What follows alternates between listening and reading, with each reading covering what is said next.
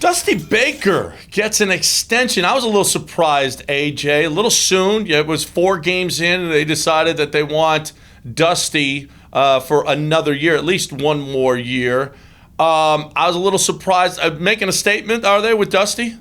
I guess so. It's the only explanation I could come up with. If you wanted him for more than a year, you could have signed him for more than a year. I mean, I don't know if they did something so great in those first 4 games that it's like, oh, we've got to keep this guy for longer.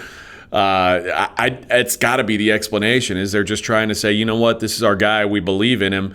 I've been under the assumption the entire time that Dusty was a Band-Aid. That seemed like kind of the manager he is at this point in his career, a Band-Aid.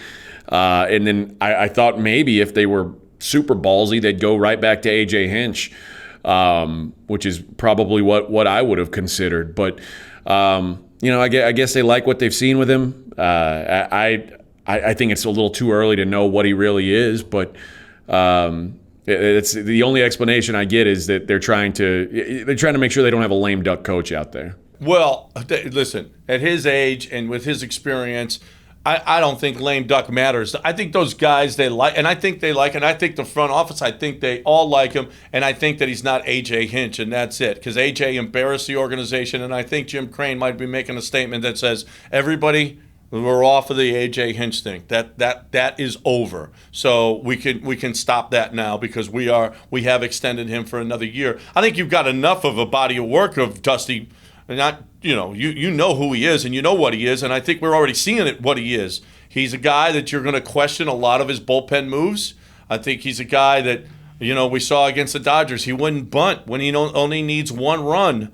He brings in Chris. Now A.J. did this as well, bringing in Chris Davinsky in the 8th inning or in critical times, and you're like, why would you do that when he's Chris Davinsky? Didn't you know that? Don't you see the name on the back of his jersey? But I think that stuff that we're going to complain about, I thought he left Cy Snead in too long. I thought he left Christian Javier in there a little bit too long. Why not let the kid go after 5 innings when you didn't? I didn't expect 5 innings out of Christian Javier. Did you? No, I didn't. But that's another thing you'll see about Dusty Baker. The more you look at his career, he's rode starting pitchers a lot longer than they probably should have. Over the course of a season, in games, he wears pitchers out, and that's why so many of his starting pitchers have been injured over the course of his career. Verlander's, I think, is maybe more of a freak thing than a Dusty Baker issue, obviously, being he pitched 1 game. But I do think it worries me about McCullers and what kind of workload he's going to keep on McCullers over the course of the season, and if he's going to be able to hold up to that. And it worries me about the young guys that we don't really know what their workload is, because Dusty, when he's figuring out what a pitcher's workload is, he tends to push them beyond what he should in his way of trying to figure out what their breaking point is. And often he finds it. Especially with a deep bullpen. How many guys he's got there now? Why are you leaving Cy Snead in there for an extra inning against the Dodgers when he had already given up a run? Get to Abreu, who's got more experience and who is more well thought of in the organization. It's all kinds of stuff like that. But I think that is something that we're going to see. And yes, maybe this is an homage to Dusty in that this isn't your only chance, Dusty.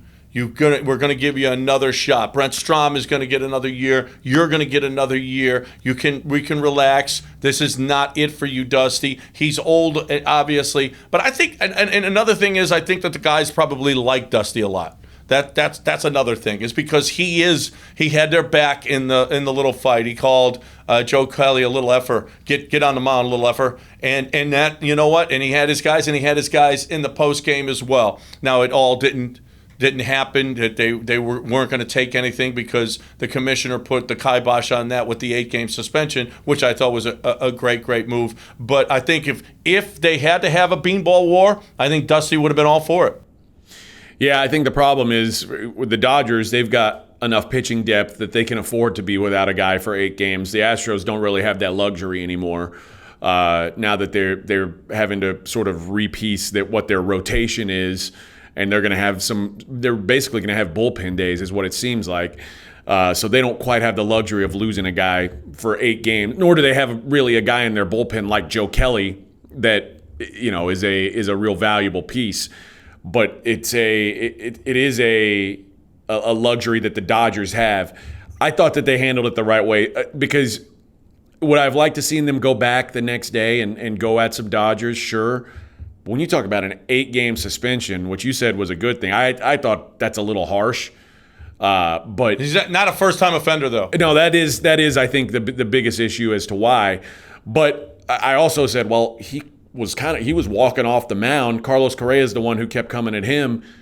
The reason why the bench is cleared is because Carlos Correa didn't go back to the dugout. Well, no, he told him, nice swing, bitch. What are you going to do? What do you mean Carlos Correa was coming after him? He was going, nice swing. I mean, Joe Kelly was totally unprofessional. I agreed with McCullers on this one. Totally unprofessional in everything that he did. And here's the deal: is now no pitcher is going to. He shut down all retaliation against the Astros this year. When you're looking at an 8-game suspension in a 60-game season, that is very penal. So Joe Kelly, you took the brunt of it, but guess what? That shut it all down. I think the mistake Joe Kelly made is he was a little bit obvious with his. You get down 3-0, and it's obvious he didn't have his best stuff that day either way.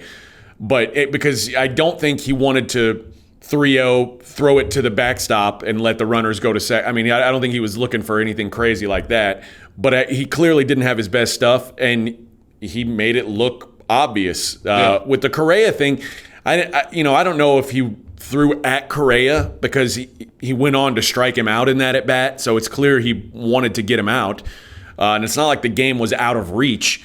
So I understand that. But I think with the Bregman thing, it was so blatant and so obvious that they had to do something. Well, plus he's thrown around their head. He's an a-hole. And you know what? I'm glad that a-hole is sitting. Because, oh, by the way, the Red Sox cheated too, and you were on that 18 champion team. So you can shove it, Joe Kelly.